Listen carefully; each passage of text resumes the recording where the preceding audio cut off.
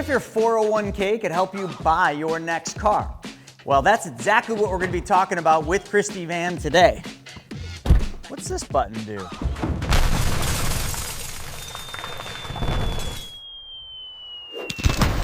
Oh, man.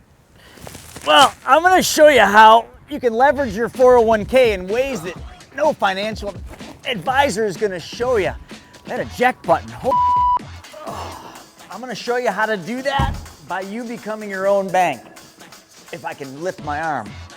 A lot of people are calling into us asking us, what should we do with our 401k? You know, should we take the money from the 401k and put it into the policy, which we almost always say no. You know, and they're just wondering, how do we use our 401k? Because that's where we've been putting a big chunk of our money to do better with less risk. I mean, that's the whole thing, right? If somebody can make more with less risk, I mean, that's what a lot of people want to know about. So what we did is we went out and we looked at all the different cars. And I don't know if you know this, but the Toyota RAV4, I know my drawing's not the best of the RAV4, but that is the most popular car in America. It kind of caught me off guard. Did you know that? No, I didn't, but I do know that my daughter has owned two, so makes sense. Makes perfect sense.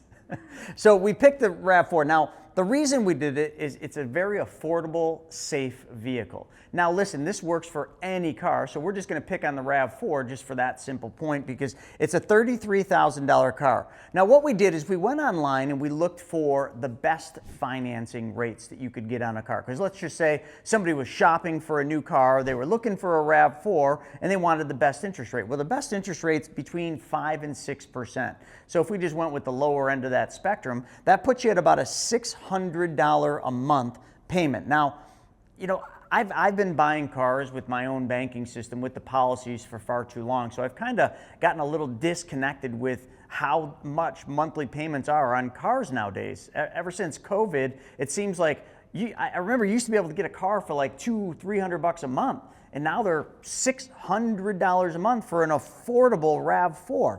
So when I looked at this, I said, you know, there's got to be a better way. And I came over looking at 401ks, and I said, you know, people have done really well in their 401k. They've done well in the markets over the last, 10, 12 years. This is the longest bull run in history, but you know, there's a lot of indicators that are showing that the economy is slowing down, unemployment numbers are going up, and the markets, well, they're a bit wishy-washy. I mean, I know they're still doing well, but at what point do we keep these markets high, and should we prepare for the downside in the markets? And I think that's what this is all about. It's looking at your 401k's returns and saying, can I get a good return on my 401k assets, my 401k retirement savings, without taking risk? And the answer is yes. But the big question people say is, well, how do I do that? And let me just kind of throw some weird numbers out for today's example. What if you could make 21.8% on your 401k and you didn't have to take any risk? Oh, and also you got a brand new car out of it. Would that be interesting? Yes. All right, so it really just comes down to math. It's quite simple. So most 401ks, deferred compensation plans, 403bs, and even government retirement plans, which are called 457 plans, most of them have the ability to take a loan from the 401k. Now, there are some caveats, so I got a bunch of disclaimers saying your individual situation might vary. This is just an example, and I do want to preface that this is an example, but check with your 401k provider to make sure this is available. Now, generally, you can take a loan from your 401k for $50,000 or 50% of the balance. That's usually the rules. Now, I've seen some where they'll let you just take 50% of the balance and the $50,000 isn't an issue, but this is pretty typical. But if somebody had, let's just say, 100 grand saved in their 401k, and they were out there looking to buy a car, well, we should really kind of say, should we take a loan from the 401k to buy the car? Now, if anyone's watching this, please don't stop there because there's a lot more to this equation, and I want to give you the math because it is quite simple. But when you think about buying a car, most people, when they buy a car, they either finance the car through a finance company or a bank, or they lease the car. I guess a small percentage of people pay cash for a car, but what we're going to basically do is we're going to kind of use all three of those scenarios as the benchmark, and we're going to say, what if we could do the same thing. We could make a 21.8% return on our money, and we could get all the money back for the car. That would be a win. So here's how this whole thing goes out. I like pushing buttons, and I bet you do too. Just don't push that one. But you know what? Click that button right there, the subscribe button. Listen, I'm trying to get to 150,000 subscribers, and I need your help by hitting that subscribe button. And also, there's another button right up top. It's a little bell, yet not the eject button. Smash that bell so you're notified every time I put new content out. Let's drive. Let's just say you've identified a RAV4 as being the car you want. It's a $33,000 purchase. Now there's also taxes and probably other fees, so I'm just generalizing. And let's just say you had 100 grand in your 401k. You called your 401k provider and they said, yes, you can get a loan. So what we're gonna do is we're gonna go in and we're gonna take a $33,000 loan from our 401k. So once we do that, okay, the money would go into your bank account. So now in your bank account, whatever bank account you tell the 401k you want the money deposited, you got 33,000 bucks. Now, let me hit on some of the really important things someone needs to know about taking a loan from their 401k. Number one, when you take a loan from your 401k, that $33,000 is going to come out of the market. Okay, because obviously you're selling whatever investments you have in the 401k to take the $33,000. So the growth on that 33 grand in your 401k stops. So we need to make a return. Now I'm going to explain that in a moment, so just stay with me. At the same time, when you're doing that, you're going to pay interest on that 401k loan. Now this is where people kind of get a little up in arms, but I'm going to hit you with a really big surprise before we're done. This interest, approximately 8.5%. So how we got 8.5 is we just did a Google search, used a little AI to tell us what the average interest rate is on a 401k today. And today is December 2025. All right, so 8.5 would be that loan interest rate. Now right there, a lot of people would say, I'm not doing that. I could go out and I could get a car loan for this RAV4 for right around 5%. Why in the world would I pay 8.5 to the 401k when I can get a car loan for 5%? Let me pause there, Christy. What are your thoughts with that general statement right there? They're going to take the car loan. Right, it would make sense, right? They're thinking 5 is less than the 8.5 it would cost me to use my own 401k money. But here's the thing. When you take a loan from your 401k, they do indeed charge you interest on that loan, but all of the interest goes back to your 401k balance. So literally, if you took 33 grand out of your 401k, the 401k provider is going to mandate that you pay that money back. Now that's another really important thing. You have to pay this 33 grand back. But you know what? You were looking at financing this RAV4, which means you would have paid someone's bank back. It doesn't matter what bank. Maybe Toyota Finance is the one that you were going to get that 5% loan. You would pay them back, right? So why wouldn't you just pay your bank back? Your bank's your 401k in this scenario. Because it's the same thing, except when you pay Toyota Finance, when you pay them, you're losing all of that interest. When you pay your 401k back, the exact same amount, you're making 8.5% because that's the interest they're charging on the loan. And here's the other thing. The nice part is they're literally going to deduct that money right from your paycheck. Now I know you're like, well, that's not a good thing. I don't want more money coming from my 401k or from my paycheck to go into my 401k. I get it. So here is a lot of times what I'll tell people. Listen, people put different amounts into their 401k. So let me just give you an example. Let's say somebody was putting 10% of their paycheck into their 401k, hypothetically. And they were going to do this. They were going to take a loan out. What I would tell them to do, and I just did this for a friend of mine, is I said, okay, you're putting 10% into the 401k, and they match 3%, meaning they'll give you 3% dollar for dollar, technically for free just for being part of that company. What if we reduced you down from the 10% that you're putting in? What if we went down to the 3% that you get the match for?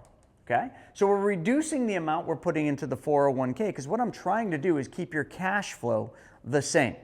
Now, most people don't think this way, but this is just a temporary thing while we've got this car loan, okay? If your match is 3%, that's the minimum amount you want to put in. By reducing from the 10% to the 3%, what you're doing is you're reducing the amount of money coming from your paycheck every pay period. But now hold on. The most important thing is, remember we took a $33,000 loan. They're charging you 8.5% interest, but that interest is going back to your account, not your boss's account. It's going to your 401k. And now we got 33 grand in the bank. We go and buy the car. But before we buy the car, we did some homework. What was the cheapest monthly payment you could get for that RAV4? Well, let's just say that that cheapest monthly payment was $600 a month. Okay? That was the best payment you could find. Wouldn't it make sense if you were going to pay Toyota Finance or Ally Bank or one of the other banks $600 a month, because you were excited, that was the lowest interest rate, why not pay that $600 back to your 401k? Wouldn't that be the same thing? Same cash flow, same methodology, except for you're paying yourself, and you're paying yourself with interest. But how much interest? Now this is where it gets interesting. So I want to just kind of pause for a second, and I want to go back to that number I said earlier, 21.8%. Remember I said, what if you could earn 21.8% on your 401k without taking any risk? How did I arrive at that? It's simple mathematics, Christy. So what I did is I took the $600 a month car payment.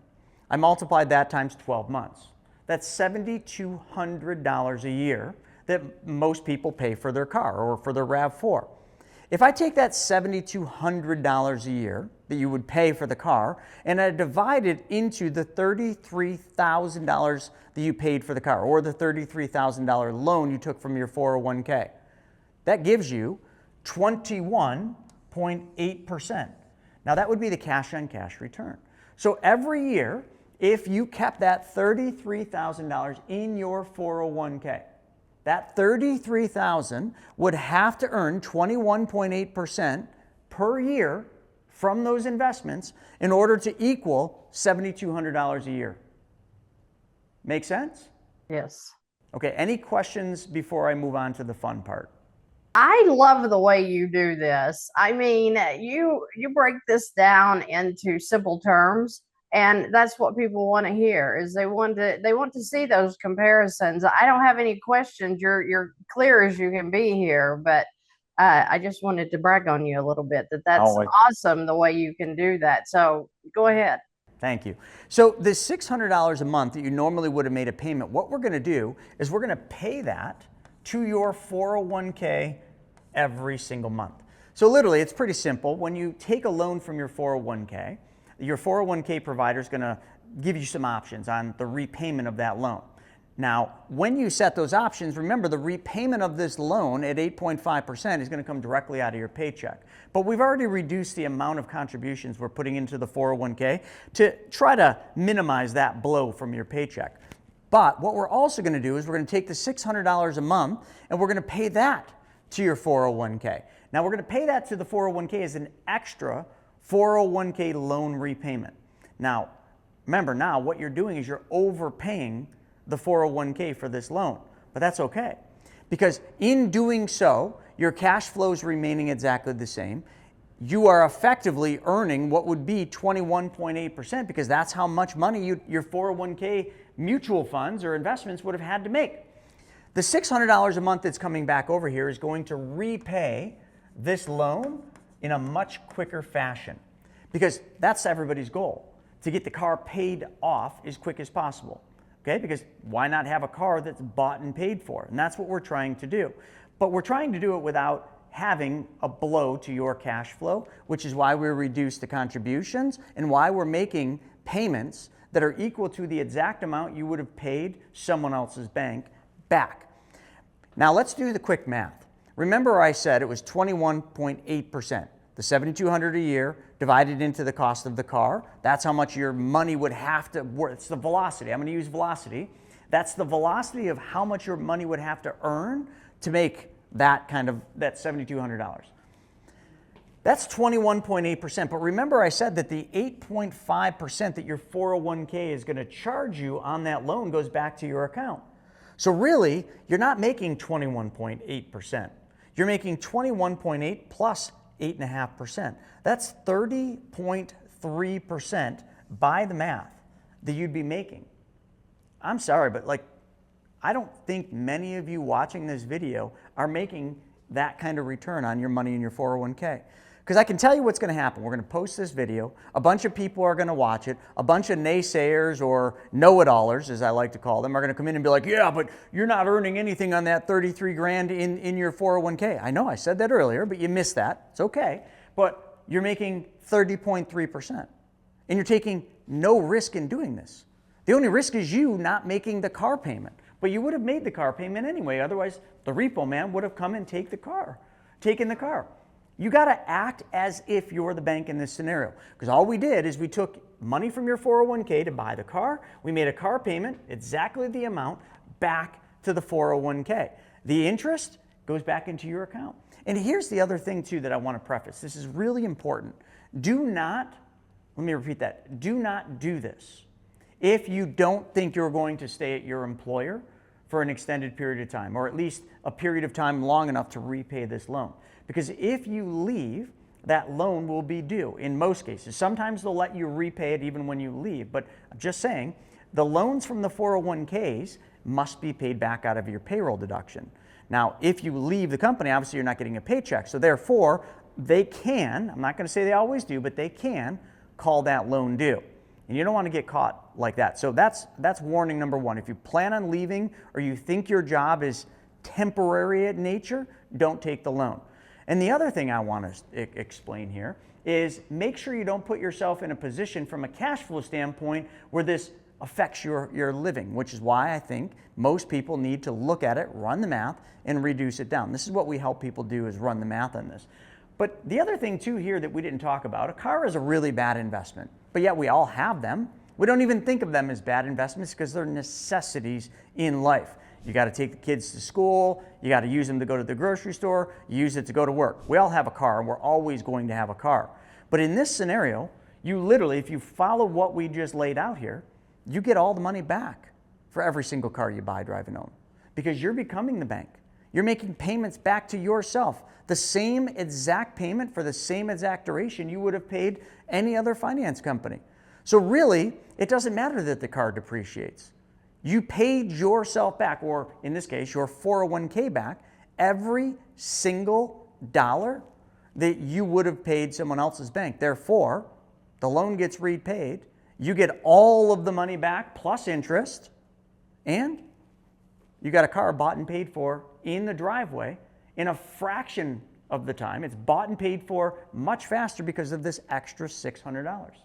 So I'm going to stop there. This is just a simple kind of explanation of how to do this. What are your thoughts, Christy? My thoughts are, one, you answered everybody's question, what happens when you use a 401k for a loan. But I have a feeling that you're going to take this a little bit further and give us some better news than what you've already told us.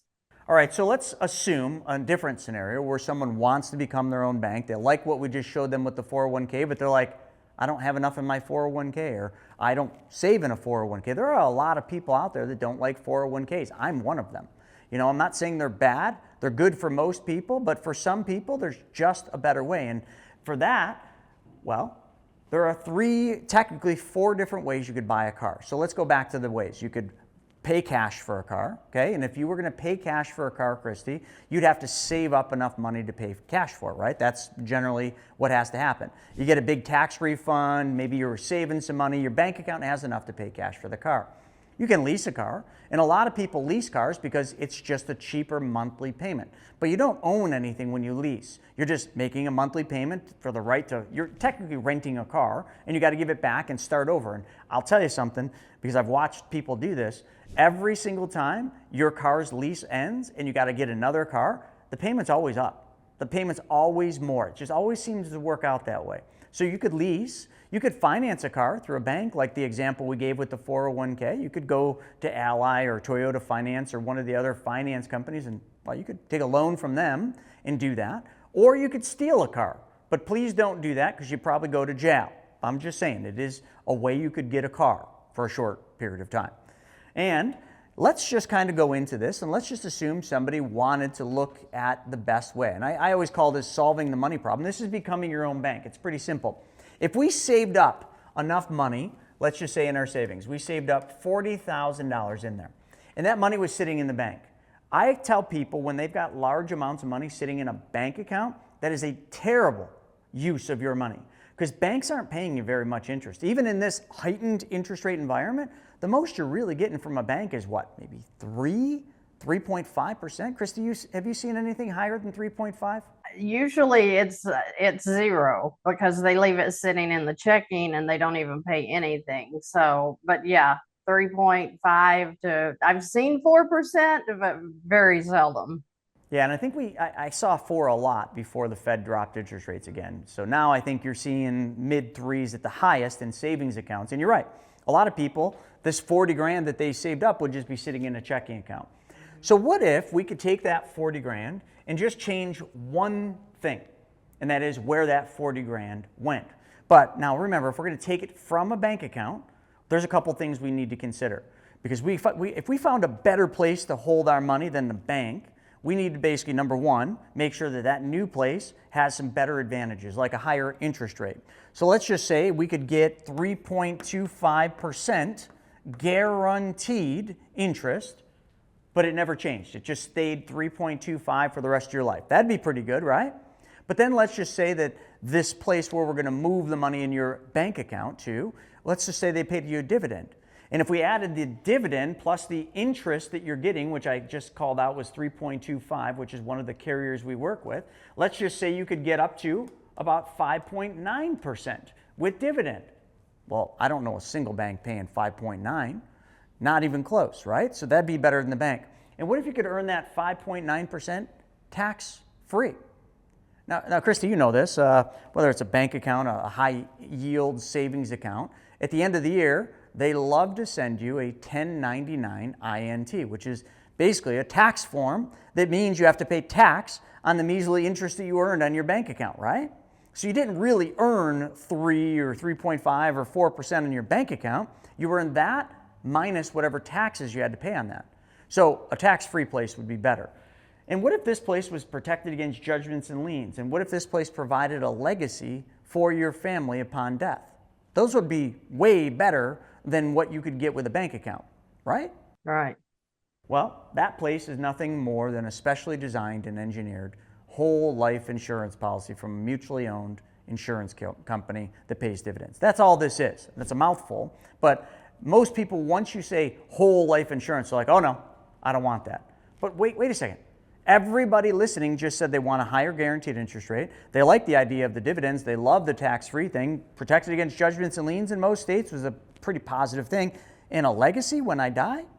Yeah, that's never a bad thing. You just said everything that the whole life policy does that you wanted, but then when you heard what it was, you said you didn't want it. I know, I get this a lot. This is just the way people think. It's never what we don't know, it's what we think we know that just ain't so that gets us in trouble. But let's say we took that 40 grand and we plopped it into this whole life insurance policy, okay, this specially designed whole life. Now, we did this with the intent of we wanted to buy a car, because you were going to take that 40 grand and we were going to buy a car cash with this. I literally was just talking to a pilot the other day and I explained this to him and he's like, this can't be real. I'm like, this is absolutely real. This is done every single day and this is not too good to be true. He says, I don't understand why more people don't do this. And I said to him, more people don't do this because they don't know about it. Right. So we take the 40 grand, we put it into the whole life. We immediately, as soon as the policy is funded, we take a loan from that policy in the first 30 days, okay? And we take a loan for $33,000. Why 33? Because we're gonna buy a Toyota RAV4. And a RAV4 right now, if you look it up, they're about $33,000 cars. I know there's taxes and fees on that, but let's just keep this simple. So we got this loan for 33 grand. Now, we started with $40,000 in the whole life policy because that's the amount we dumped in. We took $33,000 out in the first 30 days. And let's just say the insurance company is going to charge us 5.5% interest on that loan, okay? Simple interest, which is very important to know. Here's something that's important. Here's the reason why you would want to do this. You put 40 in, you took 33 out. So most people would think of this just like their bank account. All right, I started with 40, I took 33 out. How much do I have left? 7K, right? Wrong. Inside the whole life policy, you didn't take your 40 grand. your 40 grand is still in the cash value within the policy, earning interest and dividends, which I already gave you those dollar amounts, uninterrupted.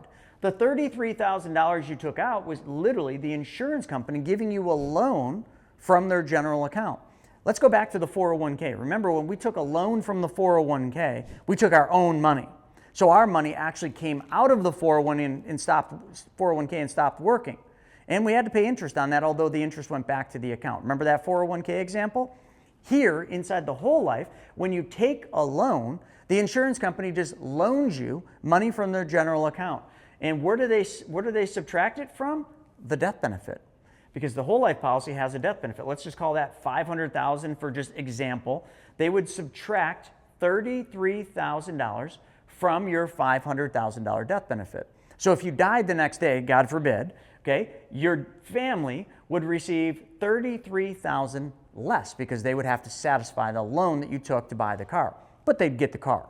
Okay, so that's how this works. So really, your 40 grand is in the policy, is collateralizing the loan, but it is earning interest and dividends uninterrupted. That's key.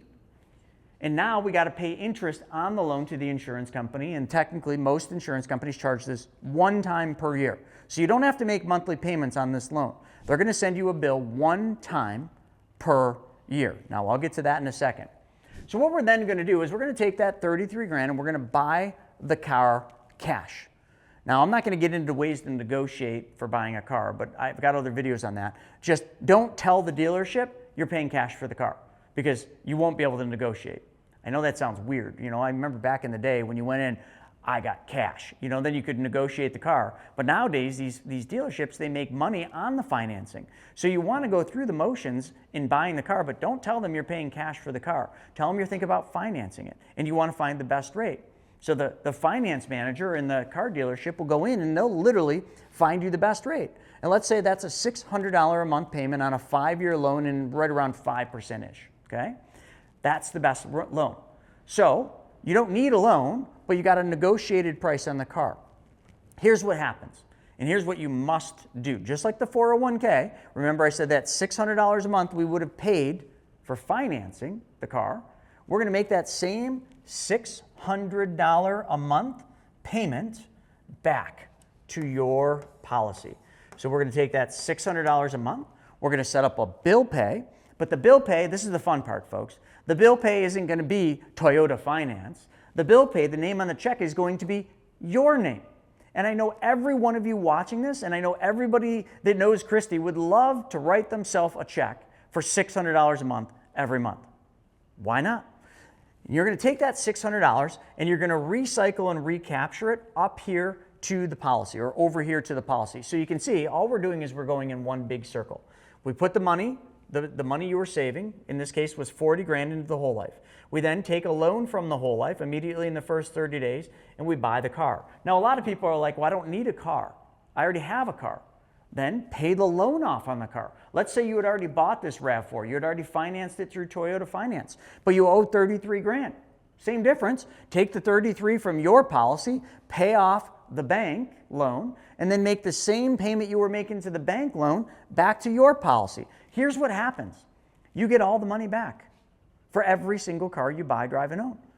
Because you're paying yourself back with interest instead of paying them with interest. You keep all of that interest. Not only that, all of your money, your cash value in the policy, continues to earn uninterrupted compounding interest. And this interest that you're paying to the insurance company, remember that 5.5% they're charging you? Watch this. So remember, we started with a $33,000 loan that the insurance company gave us. But every single month, $600 a month is going back into the policy, okay? That's the car payment.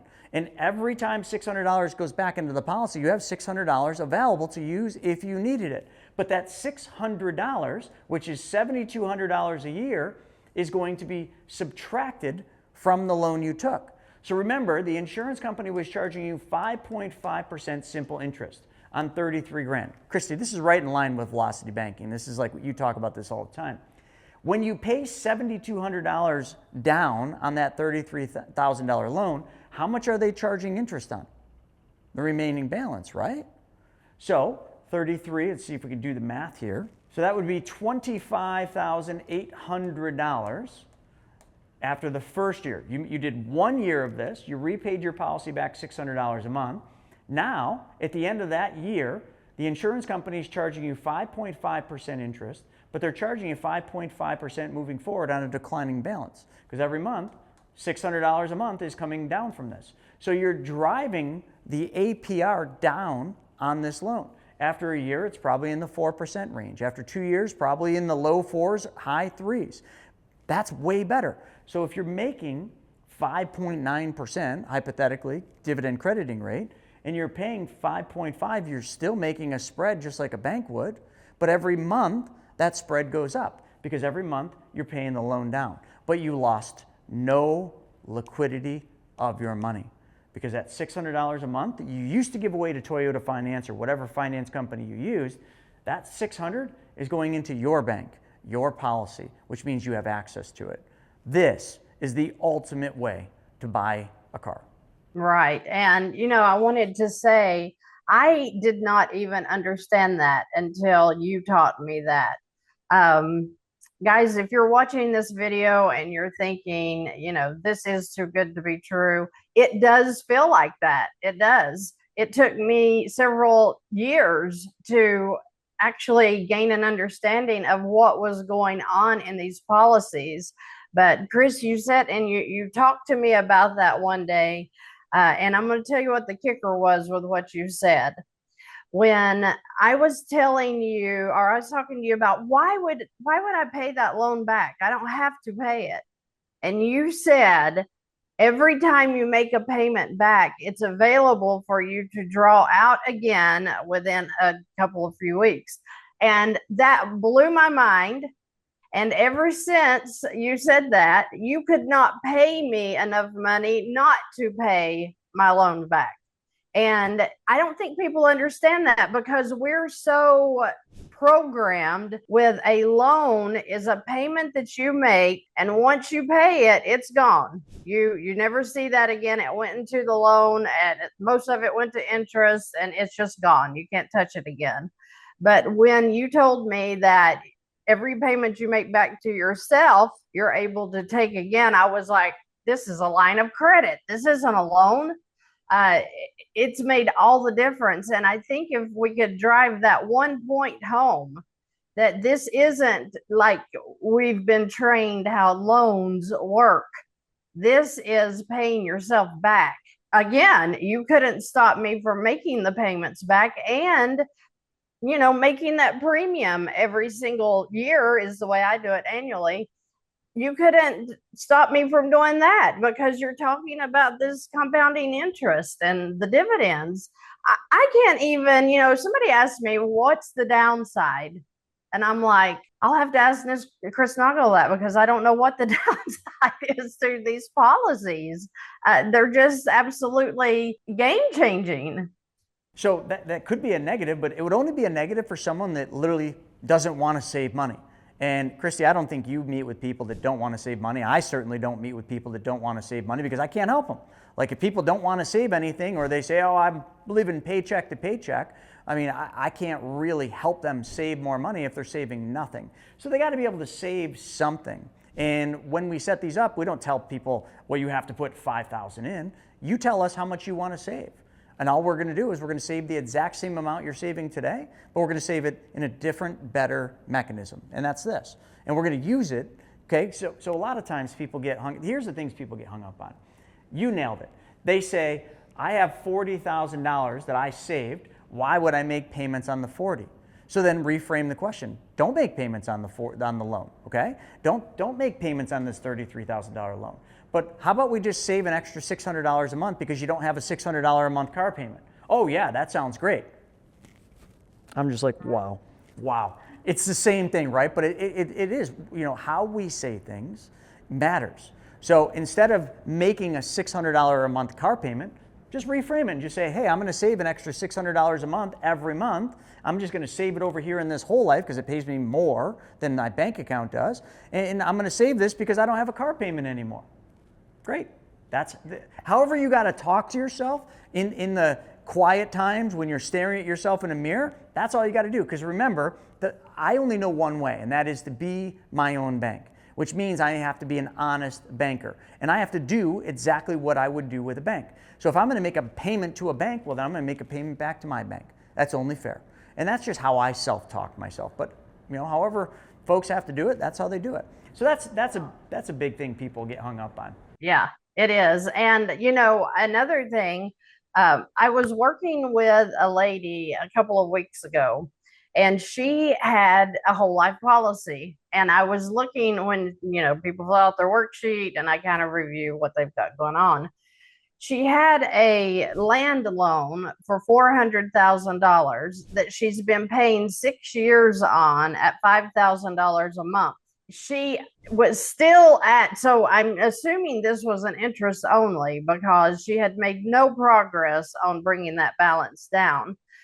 Looking over her worksheet, I saw that she had a whole life policy. And I said, tell me about this whole life. And she said, well, I picked that up when I was 29. I paid $25,000 a year, and that's just for the premium, so it shouldn't have any money in it. And I said, how about you check on that? So she's 41 now. She came back to me just a few days later, and she said, I cannot believe it, but she said, I had $400,000 in that whole life policy. And she said, I'm talking to you now about I'm going to take a loan for myself, pay off my land loan, and pay that $5,000 back to me that I've been paying all this time. And I don't know what her initial setup was. I don't know what kind of dump in she did, or if she did, but she has consistently paid that annually, thinking she was paying premiums on a life insurance policy. And she was, but it was growing all of these years. And it has made such a difference for her to be able to stop making the payments on that loan she was throwing away now for 6 years. That's gone. We might as well forget it. It's over. But now she's paying herself back. And that's just unbelievable that you can turn around and pay off a junk loan and then just start paying yourself back what you were throwing away every month. It's just beautiful. That's crazy. But that's exactly what we were talking about with the car. It's just a bigger scale. Think about that. She was making a payment every month of $5,000 on that thing. That's $5,000. That's a lot of money every month leaving her family. And then, because you told her to take a look at her policy, and she does, she's like, holy cow, now that $5,000 payment is now $5,000 of savings. She's keeping all of that money. That $5,000 every month that she pays to her policy, she keeps all of that. I guess minus, some could argue minus the interest, but then you could argue the fact that she's probably making more than whatever the loan interest rate is on her policy's dividend crediting rate. Now, it depends on what year she's at in the policy, but a mature policy almost always earns more than what the cost of the capital is. So, yeah, that's awesome. Yeah. Just daily, probably, I see somebody that has a whole life they weren't aware of how it worked. So when I talk to people about the infinite banking concept, I'm telling them, and I'm 1,000% believer, because I've seen how this works, and I'm watching my own policies. I have 6 of them now, so I'm watching how this works. At first people are like, that doesn't even make sense. But when you just sit and watch these videos over and over, and you listen to what Chris says, and just when I was I'm a CWI by trade, so I'm a certified welding inspector. And the very first guy that was training me on a BP job up in Chicago, he said, when you go in here, he said, just watch what I'm doing. Don't try to, I got to remember that. I got to remember that. He said, just watch what I'm doing and then let it unfold. And the next day we'll go back out. We'll do it again to show how we were inspecting valves. And I was like, oh my gosh, no, I got to write this down. I got to take all these notes and all this stuff. But he was so right. And from then on, it doesn't matter if you're inspecting a refinery, a hotel, bridges, whatever. The idea is when you're sitting and you're watching something, your mind is taking it in, and it will make sense to you just very quickly, but it will make sense if you're not trying to force this down your throat and say, what is he talking about? I have to figure this out. Just keep watching the videos and let your mind open up and kind of change to what you've been thinking in the past and how you've been taught to think, because this is just super, super amazing. Chris, you're so, like I said earlier, just so clear with how you bring this. And you have taught me something today about the 401k and what that would look like in a loan form. And like I said, the infinite banking concept is my new favorite concept. I think everybody should get involved with that can. Do you want to answer some questions right quick about, as far as qualifying for a policy, what is that going to look like?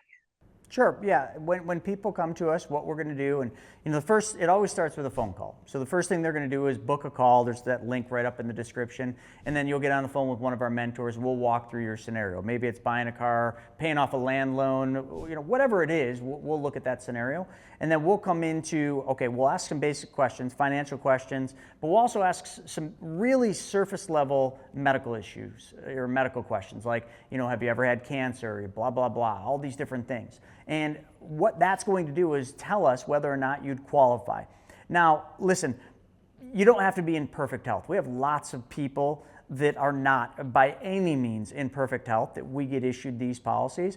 But obviously, like if you have serious health issues, it's going to be a concern, and we might have to find another body to insure, like a child or a spouse. A lot of times that's the second thing. So if you can't qualify yourself, you could be the owner on your child's policy or the owner on your spouse's policy. So those are some of the main things that we're going to go through. And then after that, we're just going to basically do the application, submit it to the insurance company, and then it goes through underwriting, and we facilitate all that work back and forth from the insurance company to you. And we might have a couple questions along the way, but typically it's about a 30 to 40 day start to finish, and then your policy gets issued. We run you through all the final numbers if things changed. If not, it's exactly what we showed you in the beginning, and then we get you set up, and you fund the policy, and then we move on to implementation, like here with the car or whatever scenario, and we put the plan in place. And we actually have software called the Vault software it's kind of like, I always call it an operating system, but it's kind of like a GPS. So, it's like the GPS in your car. If you want to go to a destination, you put an address in and it just takes you there. You don't have to think about it. The Vault software, or the Vault OS software is what we like to call it, is that GPS for the infinite banking concept. It does the work for you and just tells you, do this, then do this, then do this. And as long as you can read instructions and follow them, then you're never going to make a mistake. That's awesome. That is awesome. With the infinite banking, I just want to bring across to people that this is an absolutely beautiful way to save your money, to work on being your own banker even, and really leaving that legacy for your children. That's exactly what I'm teaching right now to mine, and I want everybody to understand that this is an option to really, really change what your wealth is going to look like in the future. Thank you, Christy. Appreciate it. All right, so we covered how a 401k fits into you buying a car, but the most important thing is having the right vehicle that allows you to take back control of your money so you can become your own bank. And you know what? If you really are interested in this, check this video out right here, The Secrets of the Wealthy. See you next time.